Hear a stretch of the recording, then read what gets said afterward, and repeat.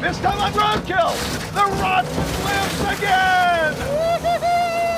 At least for the next 30 seconds or so. I can't see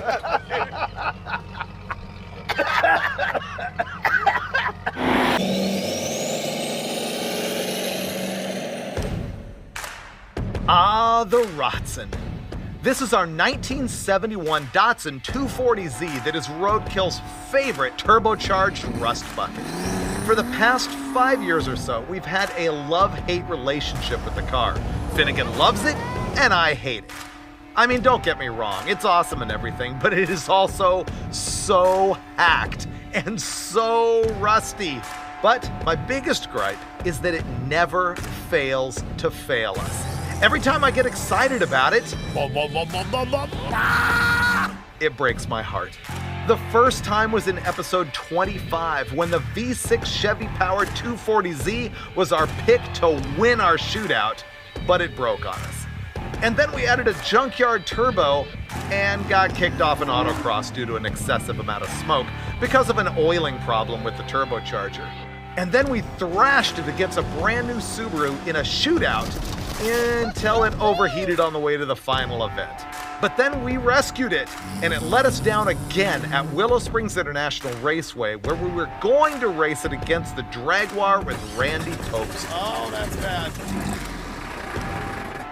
But instead of giving up on her, we decided to fix the engine, add a cage, and race it at the 24 Hours of Lemons. Everything was going great, except for a whole slew of problems like the wastegates falling off, electrical issues, the transmission breaking, and eventually the engine completely seizing up. So finally, we retired that Chevy V6 and replaced it with a Ford 5.0 V8 from a Fox Body Mustang. It was like a new car again, with more power and a beautifully obnoxious hater pipe and turbos sticking out of the engine bay. And all was great until we tried to drag race it against the Crusher Impala, and the rear end thought all of our new power was pure evil and spit the axle shafts into oblivion. Now, after years of letting us down and years of neglect, we're giving the Rotsun yet another chance to crush our dreams and break our bankroll.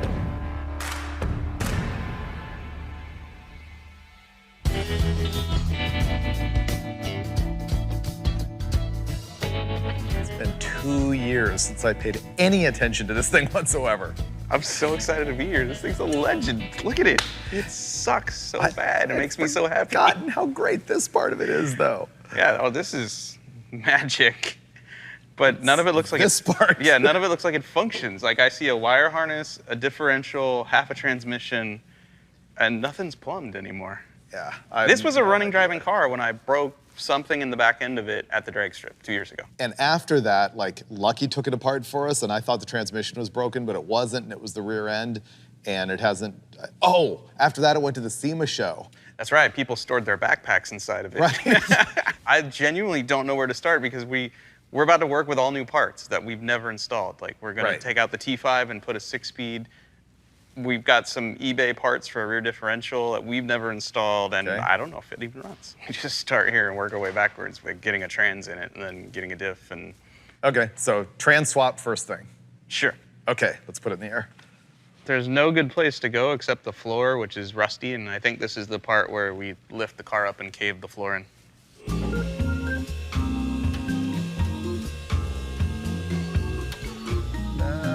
Whoa, it's bouncing the back off. It seems much safer. Wow. As I gaze at the soft underbelly of the Rotsun, I am reminded precisely how horrible this car truly is. I can't even believe we had anything to weld to when they put the roll cage in here. The rust over here on this frame rail is epic, and the patchwork of sheet metal and garbage, pretty bad. But we're gonna make it faster anyway. It looks like we're gonna have to start by removing the stock T5 transmission bell housing. That's what we've always had in this thing. A T5 is fragile like glass. It cannot handle this kind of power. We're gonna be installing a T56, which will take a different bell housing and clutch, but I think we're also gonna have to make some clearance here in the tunnel, so that's gonna be more hacking work. And I am freaking out about what we're gonna do for a transmission cross member because there's like nothing to attach to under here, so that'll be a thing. And then back in the back, I am reminded that there is currently no differential in this car at all. And so we're gonna have to fix that. We're also gonna eliminate these half shafts that have that funky bolt together adapter onto the center diff. And that is what we were welding together at Tucson Dragway the last time we had this thing out when we were drag racing against the Crusher. I guess that's gonna be eliminated. So I think our starting point is just start taking the bell housing apart and then try and bolt on the new one and figure out our clearance for our T56. T5 bell housing gone. Okay. This is the mid plate for the new bell housing. It is once again time to put very shiny parts on our rusty old car. This flywheel and our transmission kit came from Silver Sport Transmissions, a company that specializes in adapting 5 and 6-speed manual gearboxes to any old car. Now, they don't have a kit specifically for our rusty old Datsun 240Z, but they have enough universal parts that we're gonna be able to take our old T5 manual gearbox out and put a Tremec Magnum T56 6-speed in there. It's gonna be awesome. Then, that doesn't feel great. Come on now. There we go, that feels great. Ooh, that feels awesome. Oh, it's really good. Do you need a moment alone with the billet flywheel? I'm gonna go call my wife now. So this is a Tremec T56 Magnum 6-speed gearbox. Awesome trans, you'll find it in a lot of late model cars. You'll also find it retrofitted in a whole bunch of older muscle cars by companies just like Silver Sport Transmissions. They're modular, you're gonna have 6 speeds. 4th is 1-to-1, 5th is overdrive, which in this trans is 0.80 to 1, and 6th is double overdrive, which is 0.63 to 1. This trans will give us the ability to run tiny tires on an import car, all the gear we want, and still cruise down the highway comfortably. And more importantly, the shift mounting point is way back here. So our shifter is no longer going to be under our dashboard like it was with that T5. That's probably my favorite part about this whole deal, is no longer pushing up to go into first gear. We'll actually be able to push forward like a normal car. So the next thing we really should do is mock up the bell housing in the car and use a dial indicator to check the concentricity of the center line of the engine's crankshaft with the hole in the back of the bell housing, so that the clutch and the transmission, everything's perfectly aligned with the engine. But guess what's not gonna happen? That. Because we don't have offset dowel pins in order to adjust it when it's bad anyway. So we're gonna roadkill it and just slam it together. It's the wrong thing to do. If it's not perfectly aligned, you can run into problems with being able to bang shift the thing. So we'll see what happens. But right now, we're just gonna slam it together with this clutch, which, by the way, Silver Sport uses a flywheel with a Chevy pattern on it, just to simplify installation, so they only have to stock Chevy type clutches. So here I am installing the Chevy clutch on the small block Ford in the Datsun.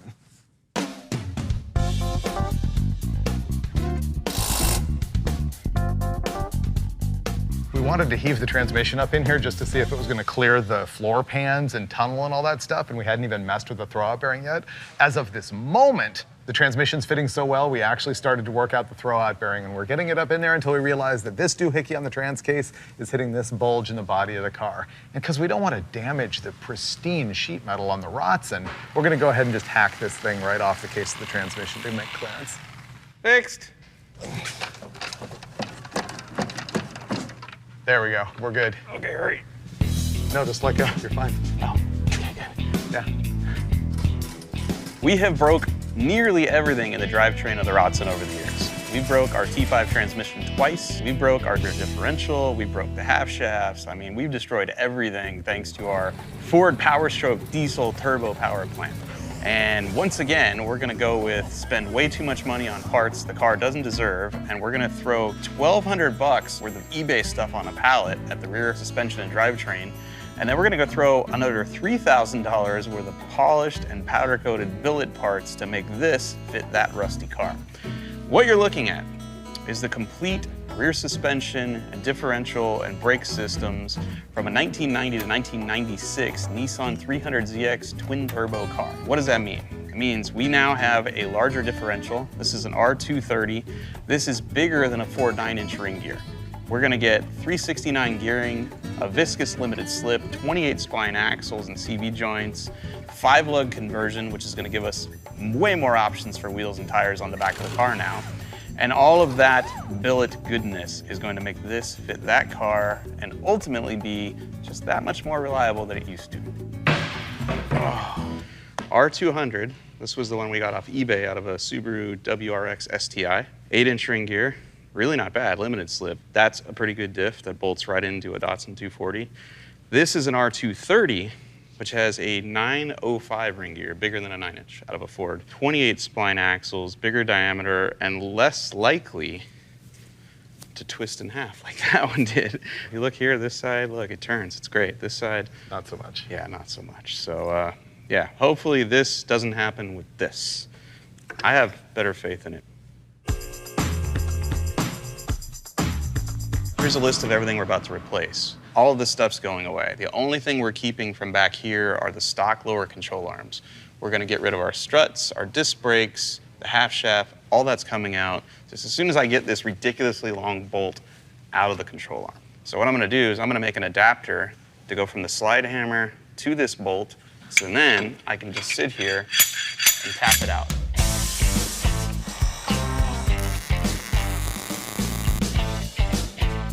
Now, thread together.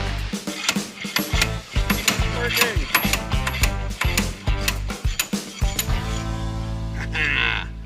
I will not be beaten. Go. All right. There you go. Wow. Ta-da! It's become official now. We're about ready to have 300ZX parts in the Rotsun. We've got the aftermarket mustache bar attached to the diff, and now we're ready to load it all up into the vehicle. It's hitting something on the floor right there. Yeah, it's hitting the floor of the car. Yeah, it is. We're running into a bunch of problems making this thing fit. We're not sure why just yet, but it looks like the diff is hitting the floor of the car before the bracket's going all the way up, and then there's also these drop-down brackets that need to fit on either side of the diff and mount to the control arms, and it's not fitting in between those, so we're in the fiddling stage right now. Oh, I just cut a brake line. Yep.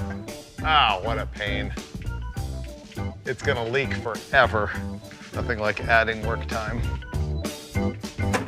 All right, I'm gonna go ahead and cut the notch in this cross member right here, taking about half of it out, both fore and aft and up and down, to try and make room for this differential.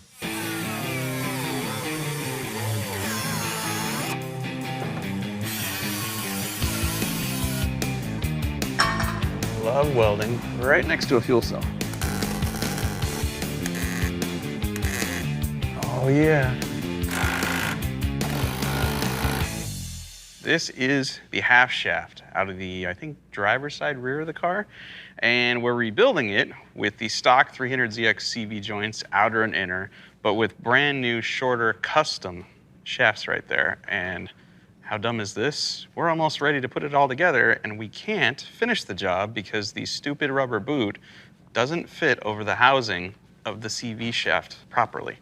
The way these work is it's a lot of grease and ball bearings and races and stuff in there, and if you get any grit, any dirt in there, the whole thing locks up and destroys itself. So you really need the boot to stay on there. This is stopping everything we want to do today. This is the front control arm mounting point. Goes right there, right? Except the flange, the front of our brand new R230 differential, hits it. It will not go on there. We can't mount our control arms, so I'm just gonna borrow some stuff from Hot Rod Garage. This is the drive shaft of one of their project cars. They left it laying around. Clearly they don't need it, so I'm gonna cut it, and I'm gonna weld their drive shaft into our cross member so that our drive shaft has room to be awesome. Yeah. Thanks, Tony. Thanks, Lucky.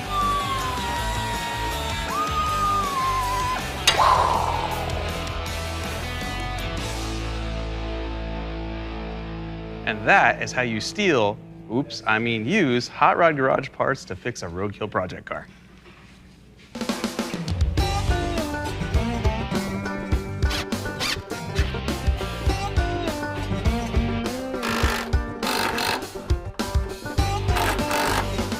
Remember how we were working really hard last night on the CV joints? Well, we finally gave up on that because the CV boots that we had were completely wrong. So Mike called the guys that have the company that make this whole rear suspension deal, and they're gonna send us some complete axle shafts and everything. So in the morning, we'll be able to put that together, and that is gonna be hanging us up from completely installing all this. But once I clear out that bushing so that I can get the bolt through there, we are going to be hanging the spindle right here, And then those 300ZX brakes are supposed to go on this. And then, of course, the new coilovers. And then the rear suspension is done. But we also figured out that the entire back half of the car needs to be replumbed for brakes because the calipers aren't going to work with the hoses that we've got or the hard lines that we got. So just keeps adding up, more and more stuff.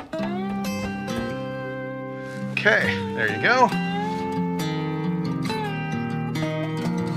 Like everything on this car, the differential is halfway mounted, the transmission's halfway mounted. They kind of need to be all the way mounted by tomorrow when our drive shaft shows up.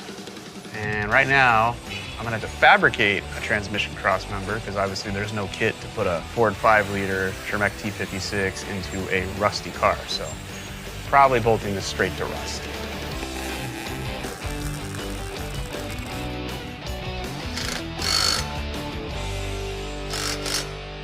Oh, it's only going to the rusty floor? Yeah. Okay. I'm giving you not one fender washer, but another fender washer To put on the top. to sandwich the rusty sheet metal. That's pretty good. Yeah. I care.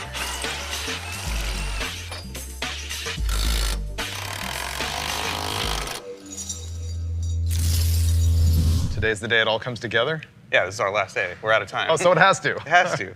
So let's recap here. All of the stuff we're doing is to make the car more reliable. It's currently broken, right? Here's our original setup. Now, mind you, this is an upgrade from stock 240Z stuff. I don't remember when we did this, but we converted our stock 240 stuff to aftermarket half shafts here. Now, these are 25 millimeters, which is hard for me to say because I don't speak because metric. Euro, which is weird.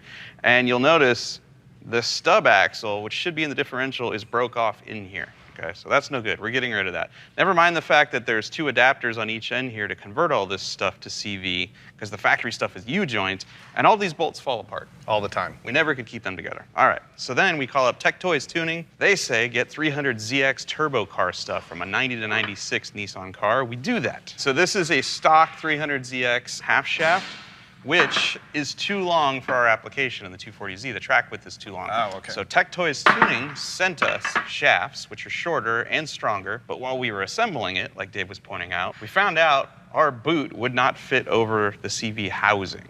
And yeah, it's just a boot. We could probably hose clamp it on there, but if it comes loose and dirt gets in the balls, it will legit lock up the back end of the car. Dirt in the balls, bad. Yeah. He spent like an hour on the phone yesterday trying to find the right boot. Yeah, 30-year-old import car, nobody has the boots near us, not within 350 miles. So the dudes at Tech Toys overnighted us complete 300ZX aftermarket shortened shafts with the boots already installed, ready to go in the car. And we also got our new drive shaft this morning. Yep. So we're ready to reassemble the back end of the car and find out, does the motor run? It's all gonna come together now in minutes. Yeah. Ready? I hope I said all that right. I think I did. It sounded like you did.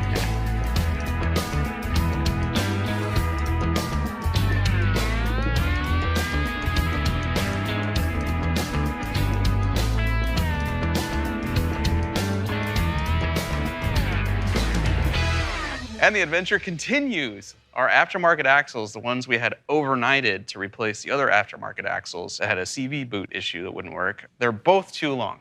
And although this looks like it's together, we can't actually put the hub on and the brake on because the CV is sticking through the face of the spindle. So now, this all has to come back apart again, but at least we have a solution. The driver's side, which is the shorter side of this deal, that'll get swapped to the passenger side. The passenger side axle will come back out.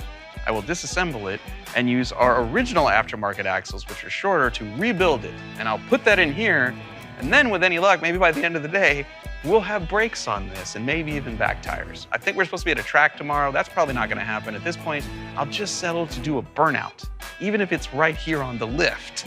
I don't care anymore. I just wanna hear the car run.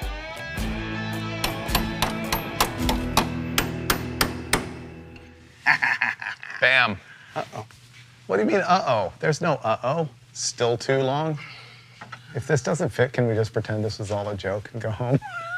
You know what we did pre-Roadkill with the Crusher Camaro? We had a center blocker and a rear end and couldn't get an axle to go in. We changed the chunk at West Tech. Yeah? And I cut the end of the axle off. Yeah, you did.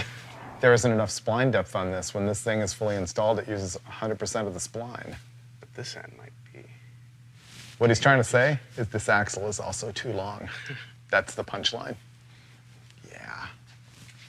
Yes. I'll cut and sleep the son of a It'll be just like old days, because we did that on the Rotsun before. I will cut the axle in the middle. I will sleeve it. I will rosette weld it. We've done it before. I will say nice things about it as I'm doing it. Just want to drive out of the shop, man. just, okay, not even out of the shop. Burnout on the lift. Burnout on the lift. That's all I need in my life right now to make this worthwhile. I'm not even mad. It's a good car. Just to be clear, we have 6 different axle shafts here, and they're all wrong.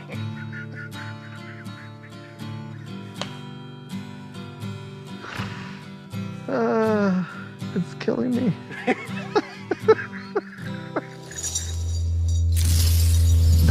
We spent the night crying and laughing at this ridiculous problem with all of these axles we're trying to make fit. It is just a mess of custom and aftermarket parts. But we found a guy on social media who probably had a mix of stuff that was going to solve our problem. So we headed down south on a short road trip to check it out. Well, I brought everything I think we need to disassemble it. And I don't think it's fully assembled anyway, so we should be able to get back, I'm thinking, in 3 or 4 hours. What exactly do we need? So the control arms we have are stock, because when we ordered the kit, they were out of their control arms. Well, their control arms are adjustable up to 1.5 inches, almost 2 inches, so you can increase the track width, which is what we need with our axles. Our axles are too long. Yeah. Put the longer arms on, that'll space the upright out, then we should be good. No more shortening and resplining axles. Like, we should be in good shape with this. Hopefully. Man, this is nice. We're in Palos Verdes, California. We had a sweet drive up here in my old 67 C10, and we're visiting Joe, who's a Roadkill fan. He's been to a bunch of our events, and he's got a 71 240Z with the same aftermarket rear suspension. And Finnegan scienced out that the lower control arms have adjustable heims on them so that we can spread it out, which will solve our problem with having too long of an axle. So this is gonna be great. We're gonna gut this guy's car and leave him with a shell that won't roll anymore. Perfect Roadkill. What all are we taking here? Just these control arms, unless you need something more. All we gotta do is unbolt the inside. And drop the coilover. Yeah, unbolt the strut. And pull the brake line, and you guys are set. Yeah. Coilover's off? Yeah. Plan here is to take out the coilover from the top, the control arm from the bottom, disconnect the brake line, and take the whole thing as a unit back to our shop so that we can use our cool slide hammer attachment to get the lower pivot out. Done. This feels good.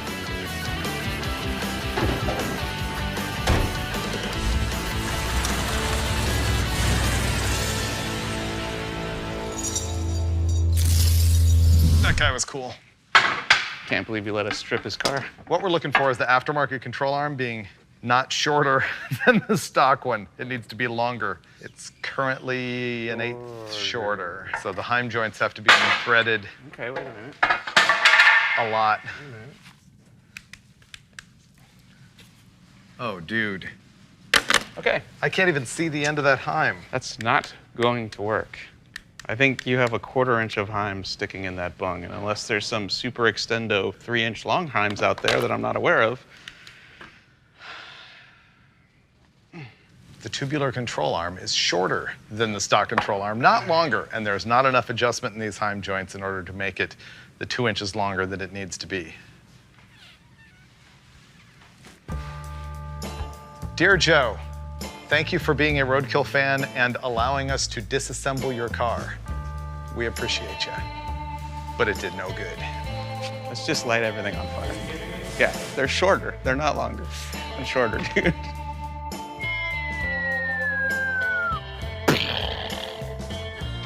That is the story of our last 3 to 4 days debacle.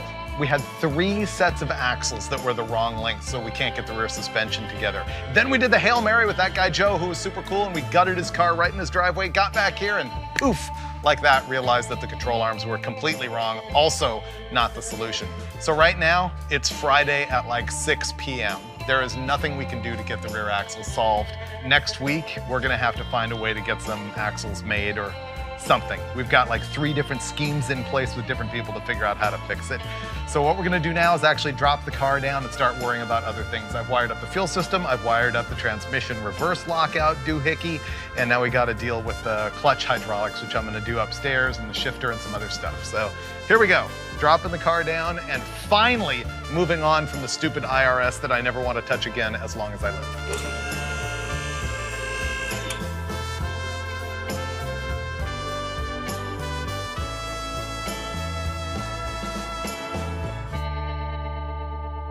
This will be a piece of sheet metal that covers the gaping hole that was in the transmission tunnel left over from, I don't know, the previous 2 transmissions that used to be there. I'm gonna cut a nifty little hole right there. Then I'm gonna cut it out of sheet metal here. Shifter will come through. I'll high-five Freiburger. He'll probably cry because something's actually getting done. Yeah! Happy days are here again.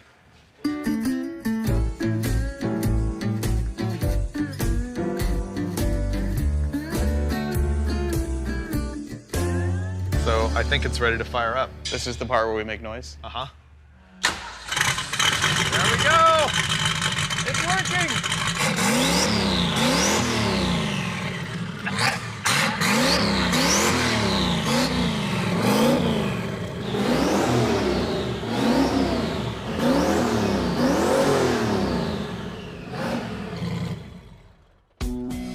Okay, it works. It's just like I remembered it.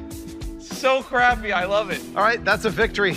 We've gone as far as we can go. So we now have to take a week off and go shoot other shows and things like that. And then we gotta come back and get this thing running in time to drive it to the SEMA show in Las Vegas. And we'll have axles by then. All that stuff. Correct ones. A bunch of them. Yeah. Yeah. What could possibly go wrong?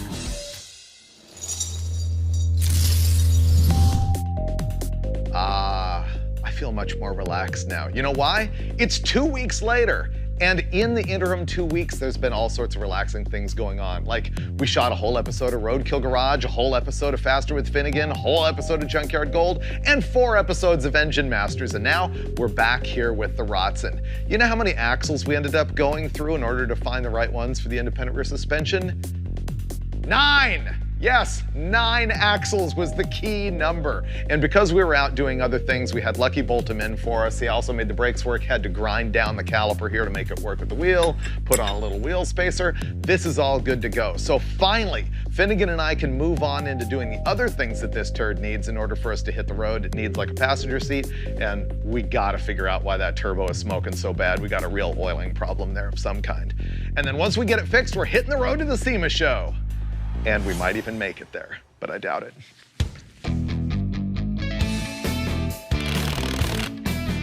This thing is a turd. It really is.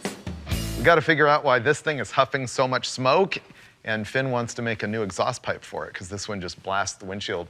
Blast the windshield on my side, though. You're good with that. When we're going $160 allegedly on the highway. We? Today. You and me. You. Like Thelma and Louise. Oh no, this is your. We can't have your oil, deal. you know, in our peripherals. Yeah. I wonder if you've got the drain on the pressure and the pressure on the drain. That's possible. The only way to know is to take the lines off, pull the plate off, and then look and see which hole is bigger, because the bigger hole will be the return. Right. And I don't remember which is which when I made that thing, and that was 4 years ago. 11/16. I'll fix the exhaust if you fix that. So let's talk about the history of the hater pipe on the Rotsun, right? When we first built this car, the turbo was mounted much lower in the car, right? And it had the very first hater pipe with a tractor flapper valve on it. And it came up out of the hood right around here, and it was kind of low profile. And then when our headers fell apart because they were built out of really cheap thin wall tubing, we moved everything up here, and we built hater pipe number 2 that came up straight and was taller and had a flapper right about here. And then Freiburg, I think you took this motor to Engine Masters. Correct. And it was lighting the roof of this... Cell on fire. It was lighting the dyno cell on fire. So at West Tech Performance, this got cut up and moved kind of sideways, and it's just been sitting here kind of like this ever since. And neither one of us are in love with how it looks. But right now, because of the oiling problem with the turbo, it's throwing oil all over the windshield. So if we can fix the oiling, great, but it still looks weird. So I'm thinking we should cut it and at least straighten it up and put another flapper on it. Yeah, it needs a flapper. But here's breaking news. We have it plumbed correctly. It's not like us. Okay, so then our problem then is the oil drain line needs to go back down to the pan. Right now it's going to the valve cover, and it is going through a scavenge pump that's pumping the oil, but it's still way too high. So I think we're gonna have to weld a fitting into the oil pan, run the hose down there. Gravity should do its job, hopefully less smoke.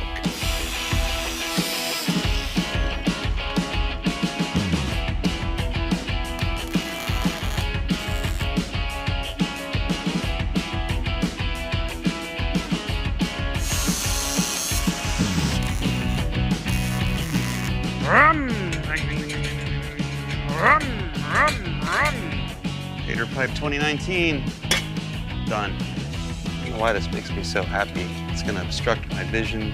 It's gonna be loud. People are gonna stare. Oh yeah, that's why I like it. People are gonna stare.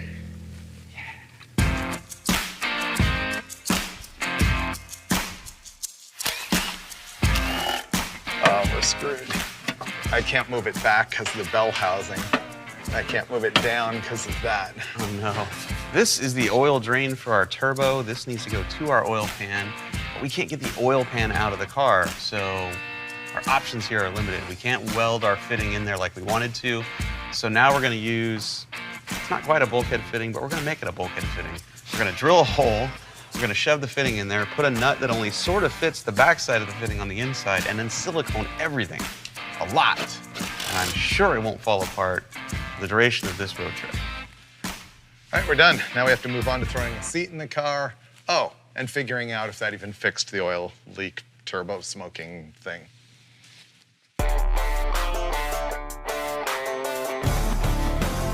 Ready? Sure. Nothing happens with the key. You forgot how to start it? Up top on the roll cage. Oh, yeah, I forgot. It's a race car now. He forgot how to start it. That was my fault.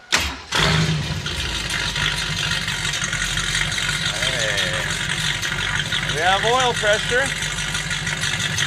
It's fixed! Hey, look at that. Oh, Ignore that part.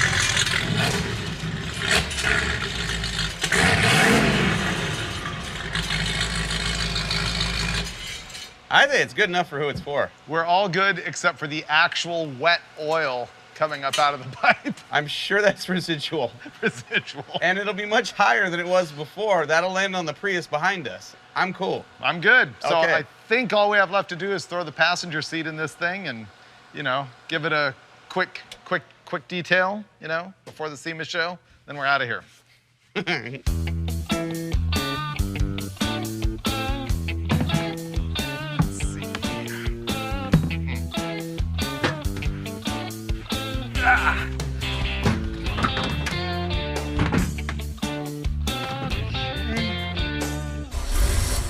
Ooh, headlights might work. I see something going on. Here we go. Doing it. Rotsun lives. New trans, new rear end, new clutch. Not smoking yet.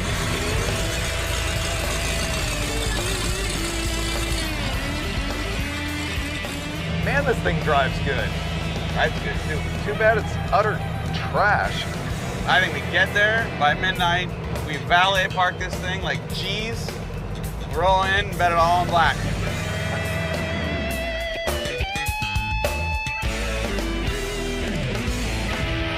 I smell a lot of burning. We got a lot of oil up there. What's that grinding?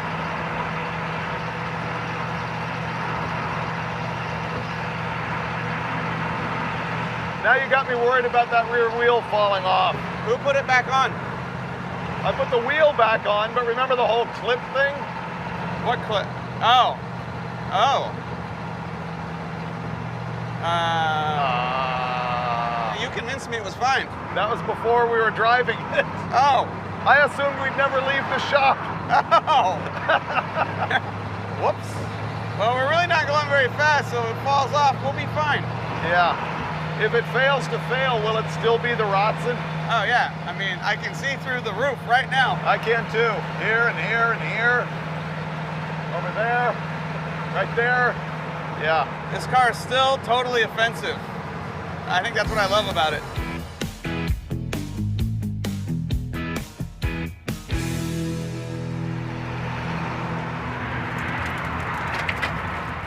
It just died?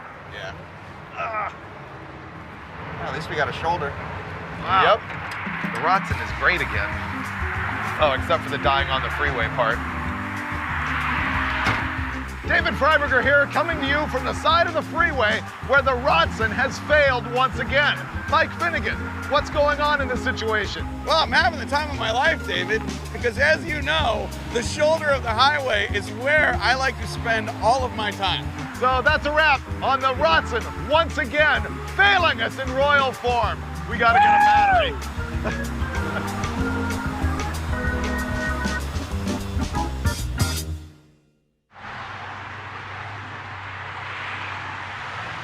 You know, the very first time that the Rotsun ever failed on us, the battery fell over into the header and stopped our day. Yeah. So we built this battery hold-down bracket that's currently in our way. It is. Now the question is, did the battery fail or do we not have a charging system? I'd say both.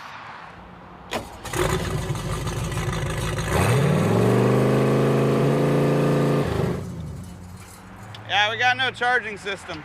Okay. This will get us off the highway at least, though.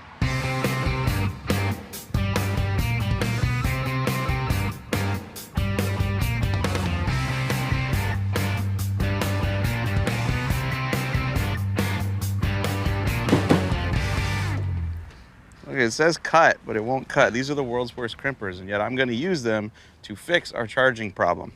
Battery's dead because the alternator's not charging it. And the alternator's not charging it because we had a little tiny wire that excites this thing, and it was broken in half. And I'm going to fix it with this wire that's the wrong color and the wrong size.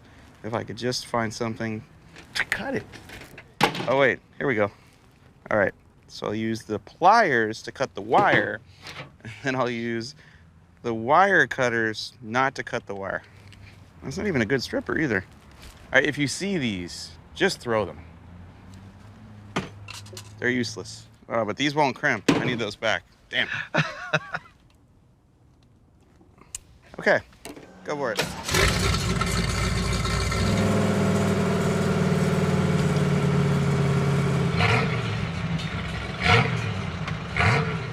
We might have another oiling problem. Well, stop. Keep doing it. You might not have the pump on. I wonder if that somehow powers the pump. That's my guess.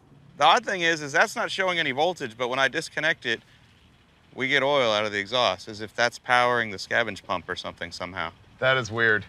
Yeah. The whole problem was the wire was not going to anything. So there was no voltage to excite the alternator. But I think if you start it up now, I think we're going to see 13 volts right here. Going up. Go ahead and rev it. Okay. All right. The battery is really dead. It needs to charge, but it was climbing as you revved it. Okay. It's fixed. Barstow, baby. Barstow. Woo-ha! What happens in Barstow stays in Barstow.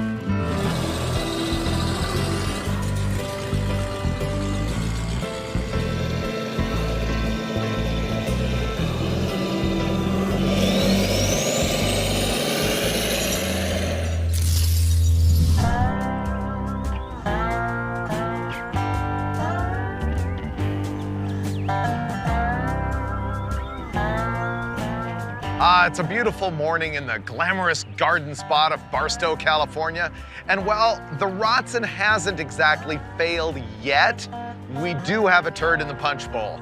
So when you accelerate even a little bit, it makes a hideous noise. It feels like a drive shaft hitting the underside of the floorboards, but in a really horrible way. But the thing is, it's got that independent rear suspension where the drive shaft and the pinion shouldn't move. But is it? We're about to find out. Well, I'm not entirely sure what all the noise is, but it definitely sounds rotational. And it sounds like every time we accelerate and the car squats, something's hitting the drive shaft. And it might be this bracket that's swinging above it. I don't see a lot of witness marks, but I'm gonna take it out anyway. Nothing else, it's extra weight and we don't need it.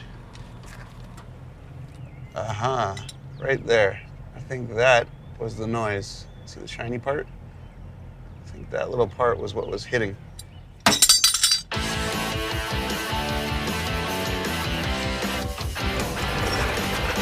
Vegas, baby, Vegas. Fixed? Fixed. Good. Nice work.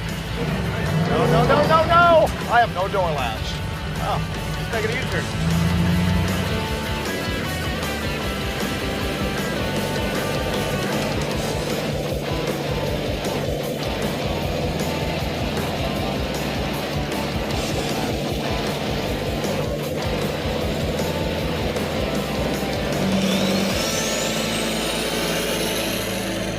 You may find this hard to believe, but we just randomly turned off into the desert, and this is Las Vegas Boulevard.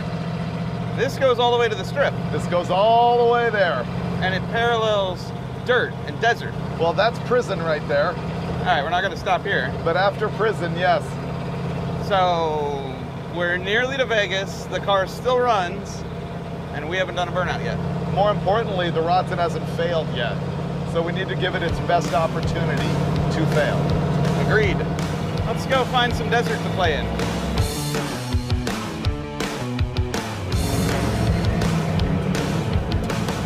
Ooh, our natural habitat. Yeah.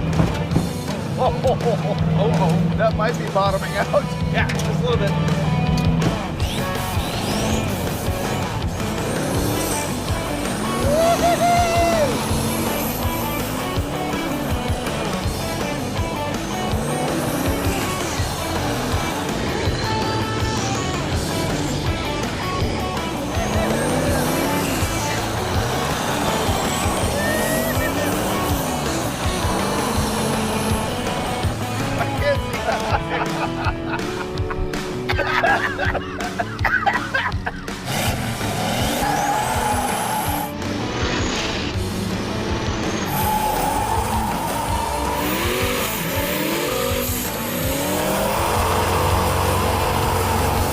That was Rotsun levels of violence. That was pretty good. It works! And you know what? It's still rolling. Maybe it'll get us all the way to the SEMA show. It works! Let's go. Vegas! Vegas, baby. You're so money, you don't even know your money. Oh, dude, you're like this big bear with these claws, and you got these claws, and you don't know what to do with them.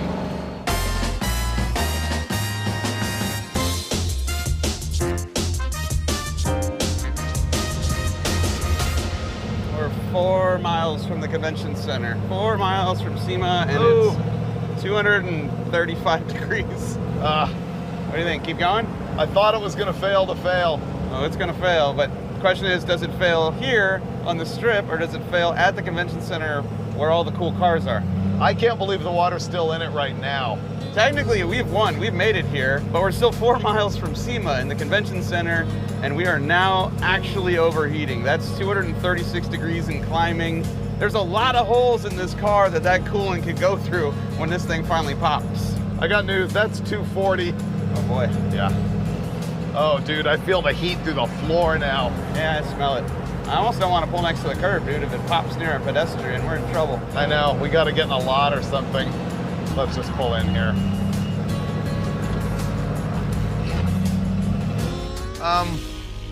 The Rotsun failed. And technically, we made it. We did make it. I can smell the corn dogs at that convention center from here. Oh yeah, it's literally right there. We're in Vegas. There's a Ferris wheel. We got Vegas, we got the strip, we got the whole thing. We did not make it to the SEMA show. What happened is we were doing burnouts, as you know, and it got hot, and we got on the freeway, and it didn't get better, and we got in traffic. It climbed above 240 degrees while sitting in traffic. So, Walking? walking. I love this car. I hate this car. Look at it, it's the Rotsun. It's back.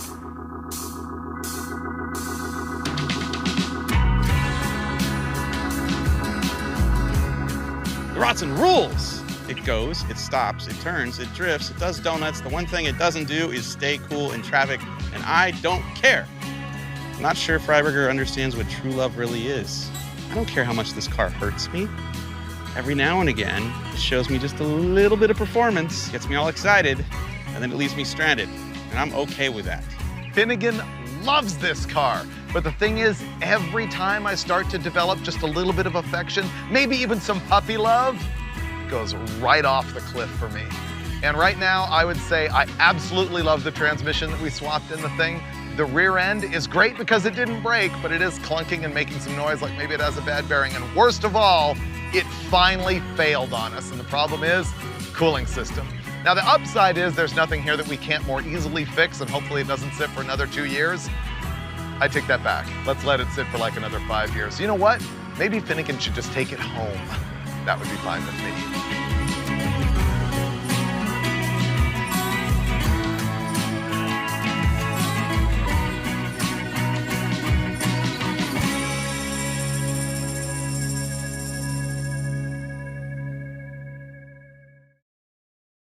I hope they changed the theme music for the end of this episode. I feel like it deserves something better than we normally have. Like the Rocky music or something? Definitely. Eye of the Tiger.